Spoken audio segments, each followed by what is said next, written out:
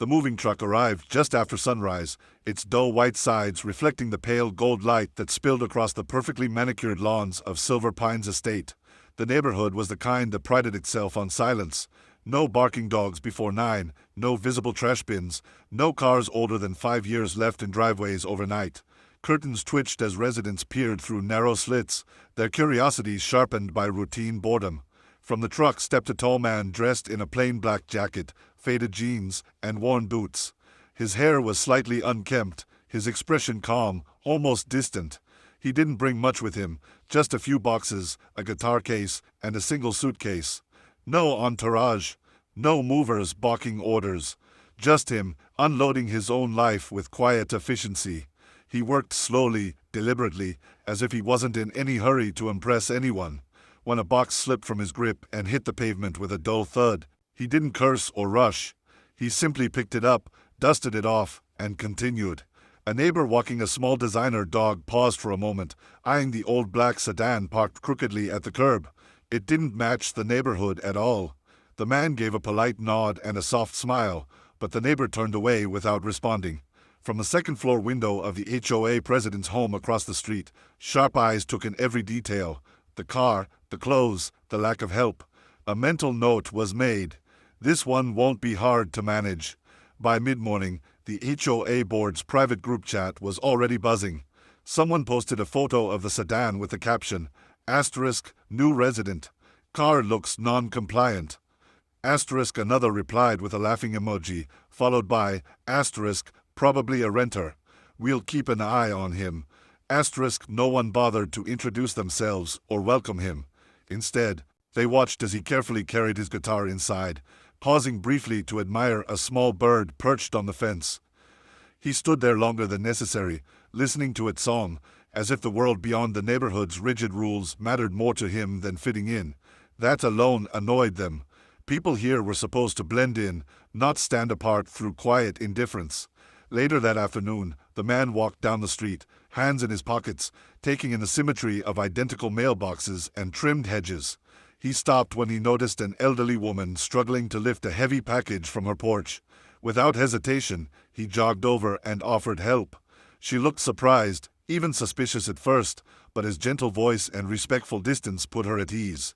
He carried the package inside, refusing any payment, and listened patiently as she apologized for the mess and complained about her aching back. When he finally left, she smiled in a way she hadn't in years. Across the street, a board member watched from behind sunglasses, irritation deepening. Helping neighbors without approval? That was technically against HOA guidelines. As evening settled in, the neighborhood lights flickered on in perfect unison, illuminating the quiet streets.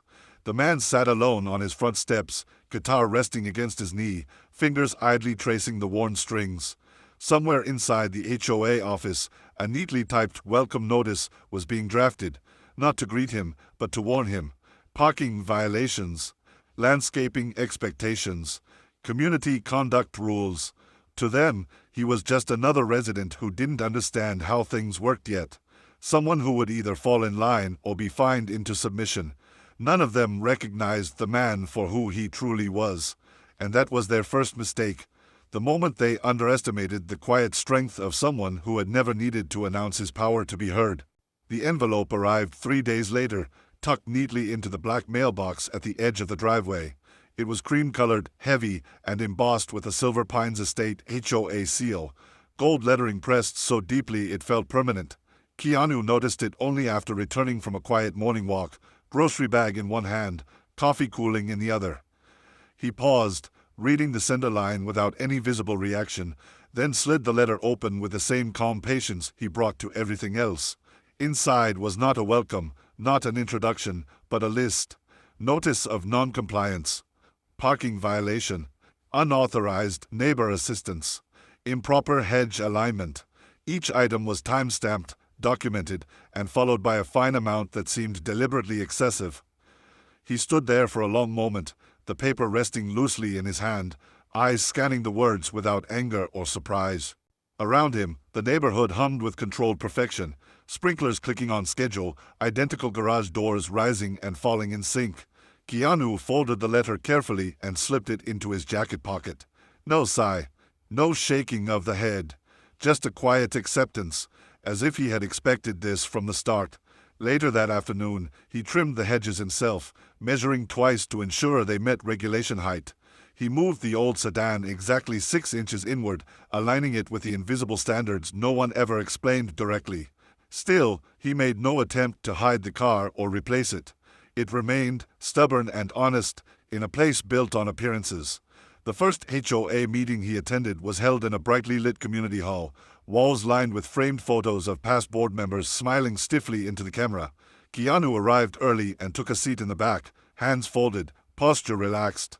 When his name was called, a few heads turned with mild curiosity. The HOA president, a sharply dressed man with a rehearsed smile, read through the violations aloud, his tone polished but condescending. "These rules apply to everyone," he said, lingering on Keanu's face as if expecting resistance. Keanu simply nodded. When asked if he had anything to say in his defense, he stood, thanked them for their time, and said only, "I understand." A ripple of quiet laughter moved through the room. To them, his calm looked like weakness. After the meeting, the fines were processed quickly. Too quickly. A second notice arrived within the same week, this time citing repeat concerns and community disruption. The elderly woman he had helped was mentioned indirectly, framed as a liability issue. Keanu visited her again, not to complain, but to check on her. She apologized repeatedly, afraid she had caused him trouble. He reassured her with a gentle smile and told her it wasn't her fault. On his way back home, he noticed a small camera mounted discreetly on a lamppost near his driveway, angled just slightly toward his property. He didn't stare at it. He didn't react. But that night, he began keeping his own quiet records, dates, times, conversations, copies of every letter. Inside the HOA office, confidence grew. The board saw his silence as surrender. They discussed him openly now, referring to him as that guy with the old car. One member suggested escalating the fines to set an example. Another joked that he'd probably move out soon. None of them noticed the change in Keanu's behavior, not on the surface, but in the details. He started asking polite questions via email, requesting clarification on specific clauses, citing exact wording from the bylaws. He attended meetings regularly, always calm, always respectful, always listening. To the HOA, it felt like control. To Keanu, it was information. And while they congratulated themselves on their authority, they failed to realize that their first warning hadn't intimidated him at all. It had simply invited him to pay closer attention. The third notice arrived on a Friday afternoon, hand-delivered this time, slipped beneath Keanu's door like a quiet threat.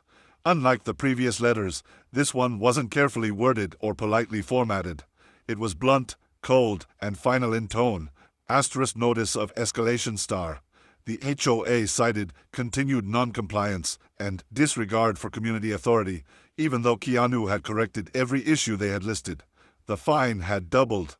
Attached was a warning of potential legal action if behavior did not immediately improve. Keanu read the letter once, then again, slower this time. He didn't tear it up or crumple it. He placed it neatly into a growing folder, aligning the edges with care. Outside, the neighborhood prepared for another weekend of controlled leisure, unaware that something fragile was about to crack. The public confrontation came sooner than expected. An emergency HOA meeting was called, framed as a discussion about maintaining community standards, but everyone knew who it was really about. The hall was fuller than usual, residents murmuring as Keanu took his usual seat near the back. When the president began speaking, his voice carried a sharper edge than before. He spoke about individuals who believe rules don't apply to them, about the dangers of setting bad examples. Then he said Keanu's name, loudly, deliberately. Faces turned. A few residents shifted uncomfortably, but no one spoke up. Keanu stood when prompted, his expression unreadable. The president listed the violations again, embellishing them this time, implying intent where there was none. When asked to respond, Keanu simply said, "I disagree with the interpretation, but I respect the process." The room reacted with thin smiles and quiet scoffs. To them, it sounded like defeat. What the HOA didn't know was that Keanu had already begun connecting pieces they never thought anyone would look for. The numbers in the fines didn't add up. Maintenance fees increased without corresponding work. Landscaping budgets were inflated, while common areas showed signs of neglect. Over late nights at his kitchen table, Keanu reviewed public records, cross-referenced invoices, and compared HOA statements with city filings. He noticed patterns. Companies owned by relatives of board members, repeated emergency repairs that never happened, funds moving in small but frequent amounts. He backed everything up, both digitally and in print. Every discovery was logged, every inconsistency highlighted. He wasn't angry. He was focused. The pressure intensified. A notice was sent to multiple residents warning against unauthorized cooperation with Keanu. The elderly woman he had helped received a letter suggesting her safety could not be guaranteed if she continued violating guidelines. She cried when she showed it to him, hands trembling. Keanu's jaw tightened for the first time, just slightly. He assured her he would handle it and walked home in silence. That night, he made several quiet phone calls, short, precise conversations with people who asked careful questions and listened closely. By morning, a legal firm specializing in property law had been retained, though their involvement remained invisible. To the HOA, Keanu was still just a compliant resident under pressure. To everyone else, the storm was already forming. The final push came when a bright orange notice was posted on Keanu's front door for the entire street to see. Intent to file lien. It was humiliating by design. Neighbors pretended not to notice, though curtains moved and whispers spread. Keanu removed the notice calmly, folded it, and added it to his file. He stood on his porch for a long moment, looking down the quiet street where power had been mistaken for control. The HOA thought they had broken him, that escalation would force submission. They didn't realize that by pushing harder, they had crossed the one line that turned quiet patience into action. And in doing so, they had made the worst mistake of all, giving a man with nothing to prove every reason to expose the truth. The shift was subtle, almost invisible to anyone not paying attention. On the surface, Keanu's routine didn't change. He still walked the neighborhood early in the morning, still parked the same old sedan in the same spot, still greeted people with a quiet nod and an easy smile. But beneath that calm exterior, a methodical operation was unfolding. The legal team he had contacted moved carefully, requesting documents under the guise of routine compliance checks. Public records requests were filed. Financial statements were pulled, not just from the HOA, but from the shell companies that handled its maintenance and consulting work. Each document revealed another thread, and slowly, patiently, those threads began to weave into a net. Residents started to notice changes before the HOA did. Board members who once walked with confidence now spoke in lower voices, glancing around as if the walls themselves were listening. Vendors missed appointments.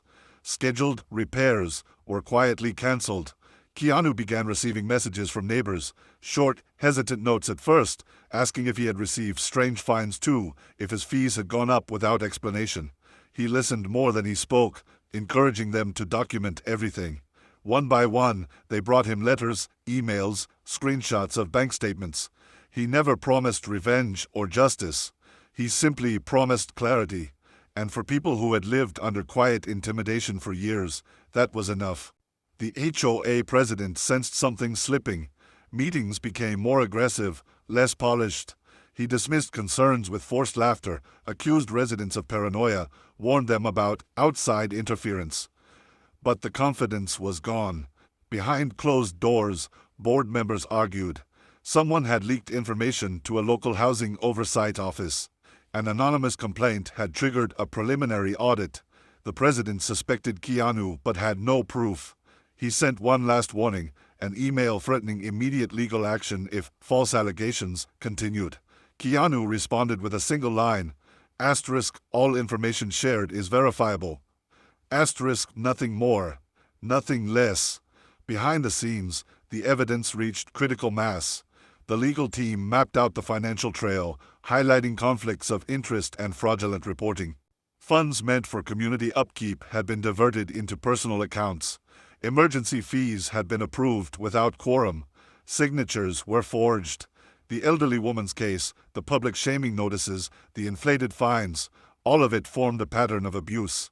A formal case file was prepared, thick and meticulous. Copies were sent to regulators, the city council, and a civil court. Everything was done quietly, legally, and with precision.